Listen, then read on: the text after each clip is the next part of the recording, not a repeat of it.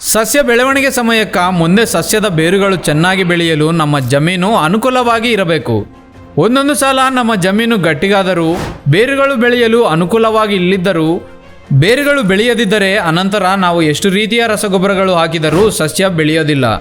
ಹಾಗಾಗಿ ಮೇಲೆ ನಮ್ಮ ಕಣ್ಣಿಗೆ ಕಾಣುವ ಸಸ್ಯದ ಬೆಳವಣಿಗೆಗಿಂತ ಜಮೀನಲ್ಲಿ ಈ ಬೇರುಗಳು ಚೆನ್ನಾಗಿ ಬೆಳೆಯೋದು ಮುಖ್ಯ. ಅದಕ್ಕಾಗಿ ಈ ಜಮೀನು ಗಟ್ಟಿಗಾಗದಂತೆ ನೋಡಿಕೊಳ್ಳಬೇಕು.